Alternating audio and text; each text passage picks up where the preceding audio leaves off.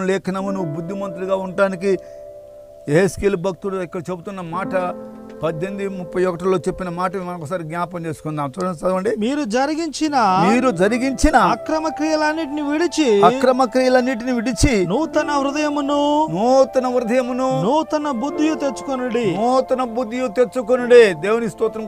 దేవుడు బ్రతిమలాడి చెప్తున్నాడు, నూతన బుద్ధి తెచ్చుకో, నూతన ప్రవర్తన జీవించు, మనసు మార్చుకో, నీ ఆలోచన మార్చుకో. నువ్వు ఎప్పుడైతే నీ మనసు మారిపోతుందో అప్పుడే నీకు నూతనమైన బుద్ధిని దేవుడు నీకు అనుగ్రహిస్తాను గాక.